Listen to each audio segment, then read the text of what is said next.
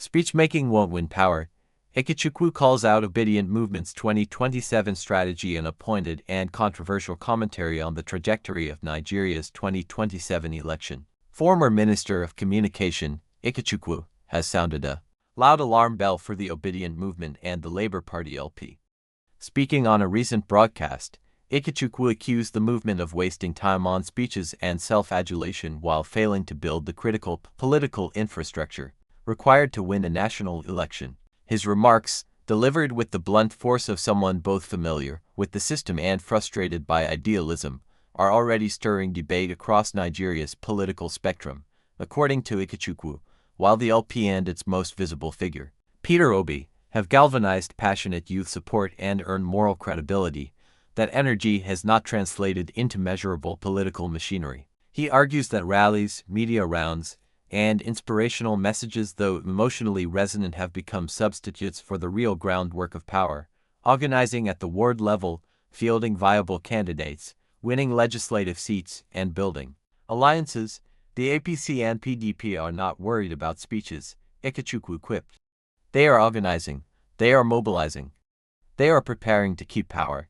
This critique lands at a time when many Obidients are still riding the moral high ground from the 2023 election, where Peter Obi placed third in a tightly contested race. Yet despite the enthusiasm, LP failed to gain a significant legislative majority or consolidate influence in critical states.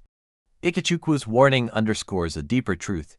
Electoral victory in Nigeria is not based solely on popularity, it's built on structure, reach, and ruthless logistics. If the Labour Party doesn't evolve from movement to machinery, he suggests, 2027 may be another cycle of moral victories and electoral defeat. Moral capital versus political capital.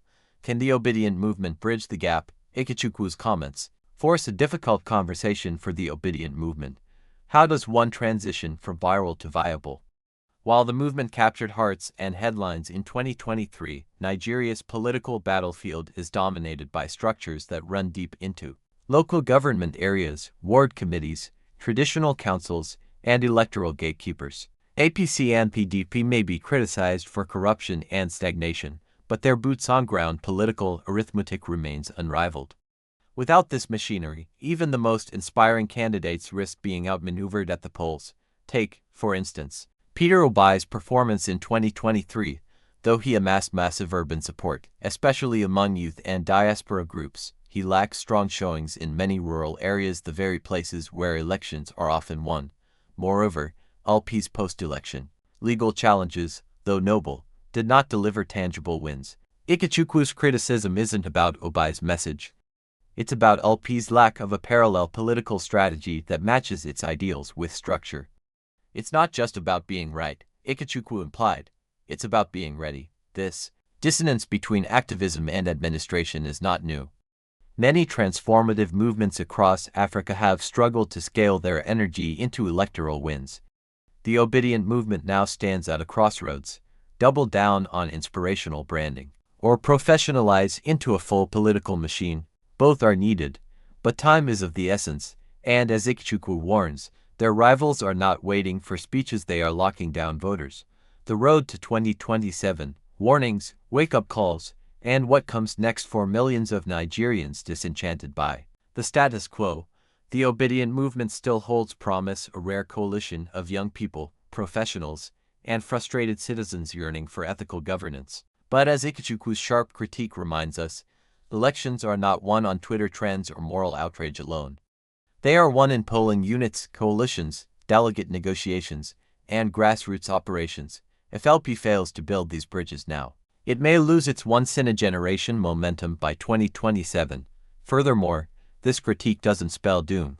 It could serve as a strategic turning point. The warning could jolt the Labour Party into urgent action, decentralizing campaign offices, training local agents, nurturing youth leaders in remote areas, and forging regional alliances that go beyond the Obidient echo chamber. Nigeria is still very much a boots-and ballot box democracy, and as Ikechukwu rightly points out, emotional investment must be backed by electoral muscle. With 2027 less than 2 years away, the Labour Party and Peter Obi must now decide: will they continue preaching to the converted, or will they step into the trenches and do the gritty, unglamorous work of building a true political machine. History is watching, and so are the power players. Like and subscribe if you believe Nigeria deserves more than speeches in 2027. Watch now to hear Ikechukwu's uncensored breakdown of Labour Party's greatest weakness. Drop a comment. Is the Obidient movement ready for real power or just good vibes? Stay tuned, watch the full documentary right after the summary on this channel. Executive Committee meeting on Monday, where members of the party unanimously reinstated Senator Samuel Anyanwu as the National Secretary. The reinstatement was disclosed by the acting national chairman of the PDP, Ambassador Umar Damagum, who said upon assumption, Anyanwu would write a letter notifying the Independent National Electoral Commission of PDP's National Convention. However, the party might still have a score to settle with members in its southeast fold who have been vocal about their objection to Anyanwu taking the position instead of Sunday Ude Okoye, who is their preferred candidate for the office of National Secretary. Well, joining us on the show this morning to discuss the options open to the Southeast Caucus of PDP following the party's insistence on returning Senator Samuel Anyanwu as National Secretary, ignoring the region's protest, is Professor Ikechukwu, Executive Director of Development Specs Academy. Always a pleasure to have you on the program, sir. Good morning. Good morning. Glad to be here. Right. Great to have you. Good morning, sir. Let's have good to see you again. I mean, the last time I saw you were in Abuja. Let's have a dig. Southeast Caucus, Anyanwu's reinstatement. A couple of people in the Southeast are saying this is not in our favor. Although the PDP had a good time by speaking to people that oppose them and say their party will implode by saying, oh, peace has come back to stay. Do you think what the PDP declared just on Monday was Pyrrhic victory? Well, it might turn out to be at the end of the day, but the question of the party imploding, I'll come to it later. It's already imploded long before now. The critical issue on the table is the choice of Anyanwu and then the submission from the Southeast Caucus that, look, this man is not our candidate. Question number one, is this new in the PDP or in any of the political parties? The answer is no. If you think back to, was it 2019? Yes. Atiku contested for president or for the presidency or for the office of president under the PDP with Peter Obi as his running mate. The same reaction you're getting now is the reaction you got from the Southeast. If you recall, after Peter was chosen by Atiku, there was a press conference by those who call themselves Southeast stakeholders within the PDP. That group was led by, I think, then Governor Dave Umahi, among other people. On that occasion, they addressed Nigeria that, no, this is not our choice, among other things. But the candidacy or choice of Peter Obi stood despite that. That reaction was based, I think, on the assumption or the understanding sometime behind the scenes that Ekweremadu was going to be the candidate. And if you recall, the feelers from the PDP was that nobody knew this was coming and that Atiku made the announcement and fled the premises. Peter still contested against, stood. So it is not new.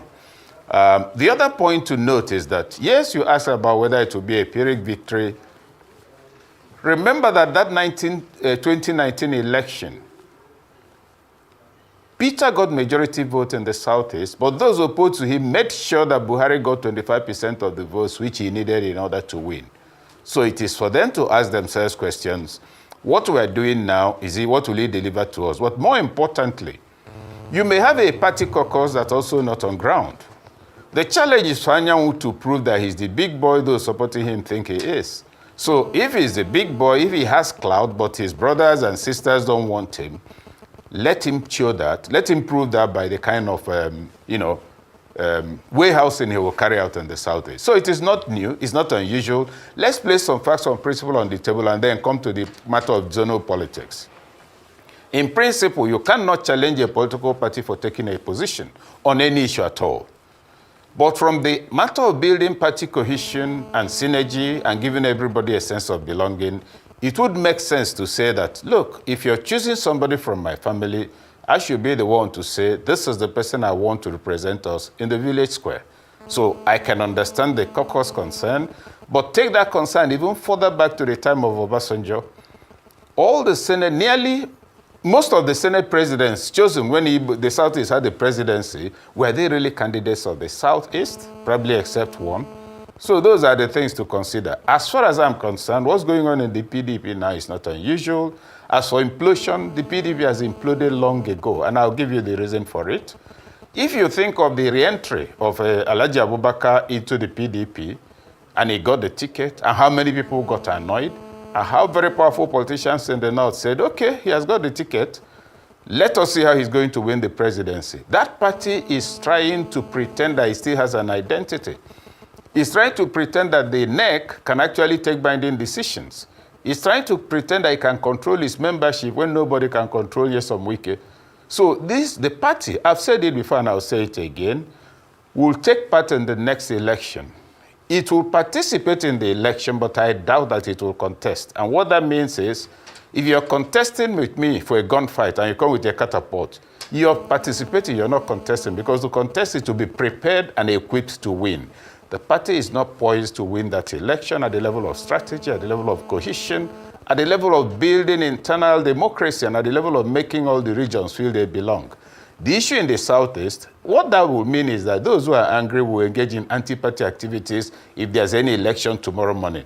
Because they will then want to spite Anyanwu. Okay, you say you're the big boy, you've gotten the secretaryship despite our opposition, will not do anything for the party. Those are the challenges and dangers the PDP should contemplate and navigate. Okay. At the moment now that he's taken the decision that it has to be Senator Anyanwu. Okay, Prof, what does that "we will not do anything for the party" look like in your own assessment? Because there's speculation that it's possible that Governor Mba might be one of the next governors to decamp to the APC. But of course, there's also the emergence of the coalition and how they have adopted the ADC, and they've brought in disgruntled PDP members as well.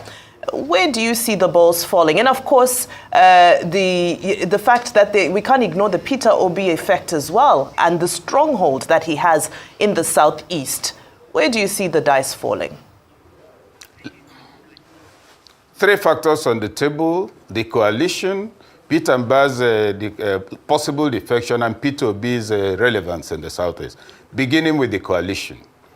You cannot have a coalition of people who are not only disgruntled, but all of them have had very disturbing relationships with each other in the past, have ideological differences, and they are also nearly all of them angling for the position, who will step down for the other.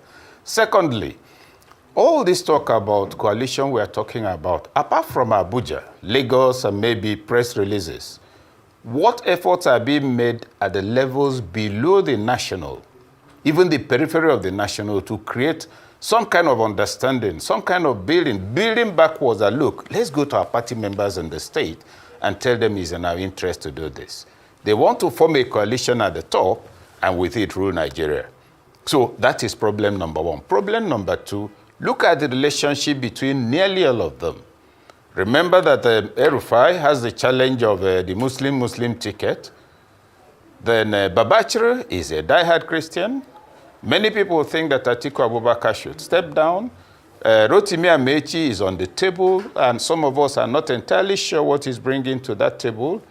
David Mark is there also, 3-time Senate president with a lot of clout, among other things. Picture a room where all of them are sitting together to form a government for the Federal Republic of Nigeria. How will the conversation go? What are the policy issues they will bring up?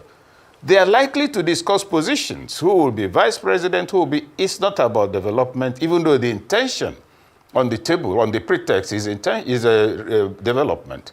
The concern is to remove the APC government.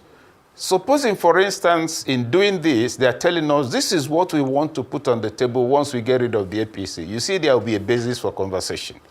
But to sound very angry, to tell us that all of us are suffering, we know that, including those who are telling us that we are suffering. What do you intend to do about it? What are the alternative policies? What strategies are in place? The parties in which you are today, are they doing well? Is there internal democracy in those parties? The states where your party is governing today, are they doing well? Are the governors exceptional? When you consider all of this, then that's why I look at the whole coalition talk with a lot of pessimism. For simple reason that whereas it would be wonderful for them to displace the APC and replace APC by some or whatever name they choose to call the party, the question I ask myself is, are they really preparing to do that? There's a difference between engagement and strategic engagement. You want to deal with the rain and a leaking roof, and you bring only buckets. You're not thinking of replacing the roof.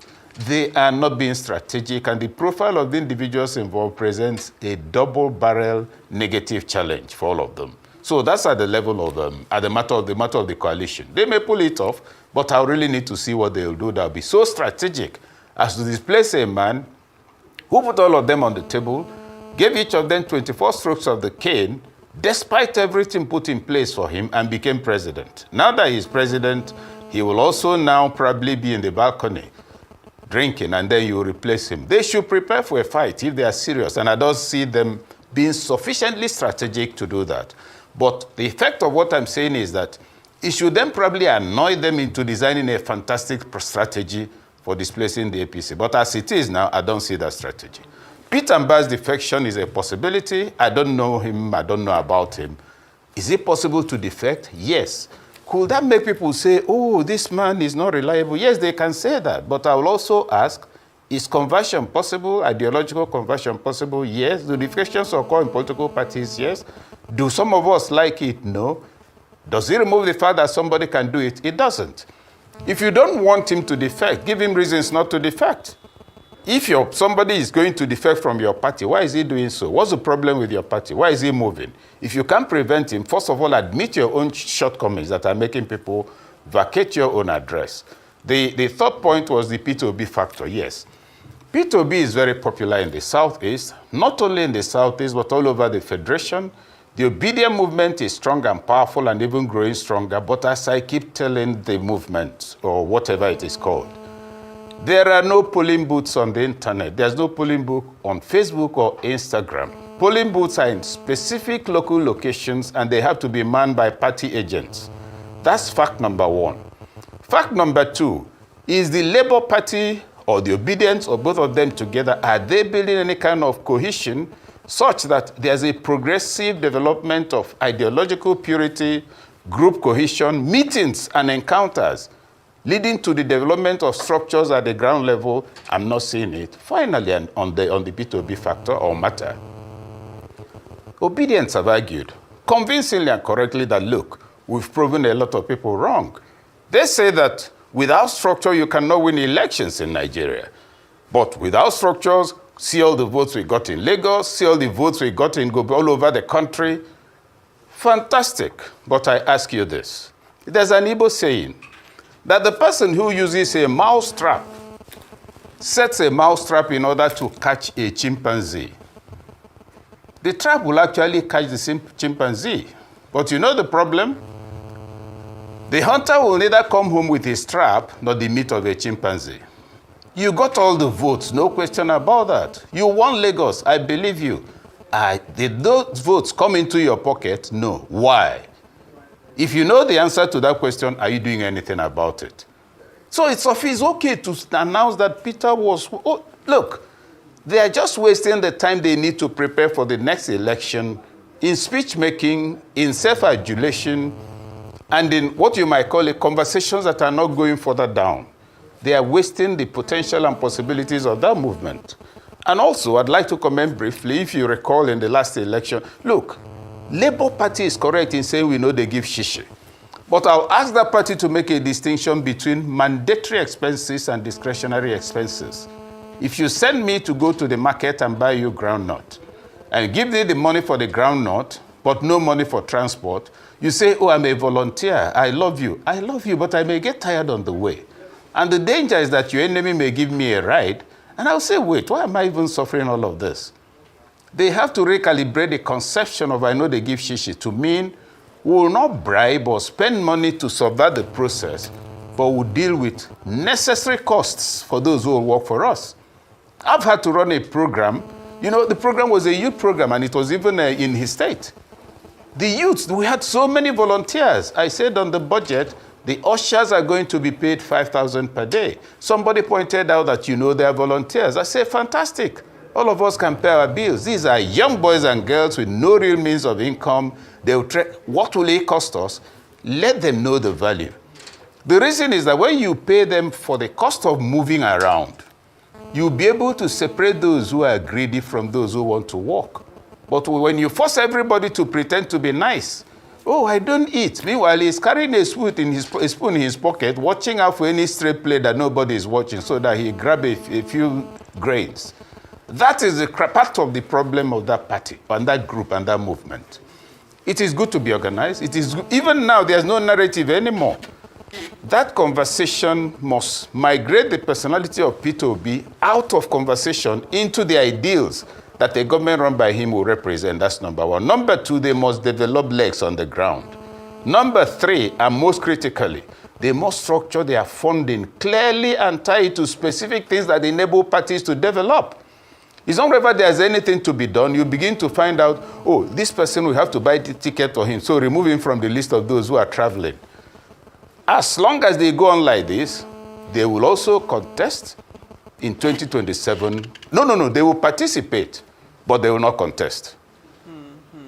That's in the element of the Obidient movement, Peter himself, and the rest of it. They are not preparing to displace APC because you're talking about a party that used fantastic strategy as opposition, demarketed the PDP comprehensively, demarketed Jonathan comprehensively, sometimes without data, claiming, oh, once we come in, we'll have $1 to $1. Successfully did that. He came to the primaries, contrary to everybody's expectation. Tinubu got the ticket. He came to the election. Oh, so he's a walkover. How can he? He has lost. He won the election. No matter the means, people are still seething with anger about the method, but the truth of the matter is that if you're going to displace or take on such a person, prepare for the fight. If you want to go into boxing or wrestling, prepare for wrestling. Don't go and prepare with wrestling skills for boxing. Then when they defeat you, say, oh, the man was too violent. Are you not the one who said you want to fight? So I think this delusional element of hoping that applause from the people will give you the presidency, it will not. That, oh, I'm nice, it will not help the Obidient movement. That movement needs to sober up, impressive as it is. It needs to develop more legs on the ground. It needs to also make sure, that those are some of the points to put on the table in this regard. Understood. Professor, you've done a wonderful job of painting analogies. I think it would have been an honor to be in classroom with you, just the way you're able to break down issues and give really poignant examples so that everyone can understand the point you're trying to make. Just then, you talked about what the Labour Party needs to do in order to transfer from being popular on social media and, in society to real live votes. But, at the very beginning of your answer to Vimbai's question, you talked about how the coalition really does need a lot of work, that essentially these are people who have so much differences between themselves that it might be difficult for them to put together a strategy if they really are going to unseat the APC. So I would like to ask you what strategy you think that they should adopt in the same way you've listed what the Labour Party should do. What do you think that the coalition should do? And then very quickly about the APC, even though you have touched on it already, what more should they be doing, or do they need to do anything? It does seem as though they are, in some context, perhaps relying on all of these defections as their strategy. Could that be enough to keep them in power in 2027? I'd love to hear your thoughts on what you think the coalition should do in terms of strategy and what the APC can or should be doing to reaffirm its strong position it currently has. First of all, very quickly, the APC issue, the coalition should define its ideological trajectory. We are coming in to replace the APC because we want to do this and this. That's number one. Number two, this is how we're going to do it, implementation strategies. The kind of candidates we'll want will be this type of candidate, a competent Nigerian, but in order to create balance, the president will come from this place, the vice president will come from this place. Then in terms of spread, we are going to hold meetings. First, each of the coalition parties will meet at the regional level. Begin at the ward level, council level, local government level, state level, regional. Come to the national to announce, yes, we've created an organic engagement. Because when the SDP was reformed again and they did the thing they did in Abuja, the reason it collapsed was because they need to do a drill down. If they do these three things, people will become clear about their narrative and know whether to trust them or not. But to keep coming on air and saying we are doing coalition to remove Tinubu, how do you assume that removing him will give us anything better? And this has nothing to do whether he is there or not. If they like, let them remove him. I'm suffering like everyone else. But the point I'm making is, there was a time in this country Nigerians said, or some prominent Nigerians said, anything but Jonathan. Get rid of him, he's incompetent. Tinubu came on, Buhari came on, and the world, everybody said, good heavens, we're in hell. Buhari has left, Tinubu is here, we are screaming. So the ability to complain is not the issue. Plan a strategic displacement template, apply it, without these clear narratives. You are coalescing for what? You haven't told us. Why, for instance, people are asking, why will certain people be the ones who are standing to contest? And all the individuals mentioned have their challenges. Clear all of that, then you're making sense. Otherwise, this is just entertainment. With all due respect to the persons involved, it will peter out. Now, on what was it? The second point was the APC. APC itself. Yes, the APC has no business celebrating the volume of people decamping. Because as they are coming in, you must also be welcoming and warehousing them. This second element is critical. If people are entering into a room, you planned a party for 50 people, now 75 people have turned up. Please make sure everybody coming in, don't leave them standing around. The place will become disrupted. So the possibility of that problem is there, but more importantly, is for the APC to begin to articulate more clearly its policies. The engagement in 2027 is coming a little too early. I think the APC might need to ask some of those excitedly jumping up and down for that, and clearly looking for money to spend, or those who will sponsor them, that it may all backfire. It's coming too early. Focus on your programs. Tell us how it's reaching the grassroots. Do drill down communication. Fortunately, they have the kind of Minister of Information that is believable. They should also sweep away there'll be 10 or 12 other people who say they are communicating either strategy or policy or whatever. Government communication should come from one point. All these people, Tinubu has done this, and they reel off a number of things. You can't hear them well because they are talking about too many things. The dignity of national communication should be retained in the form in which it is, this is what you're being told, it makes sense or it doesn't make sense. So those are some of the things to put on the table. Okay, Prof. I would like to disagree with you as regards some of your strategies. What you're saying invariably, no, hang on a minute. What you're saying invariably is that we should look at the APC playbook in 2015. They wanted it the most, let's declare chaos. I don't think it's bad for Peter Obi to say, I am not going to... Sorry, take that point again. Take that point again. What you are saying is, APC wants it the most. If you are ready to fight with them, you have to fight dirty. I don't think it's bad for Peter Obi to say, I want virtue. Let me tell you some of the things APC did in 2015 that people now glorify today. The same APC said they will form a parallel government if they don't win. That's an invitation to anarchy. Are you saying all of us should be mad at the same time because we want to win election and throw the country under the bus?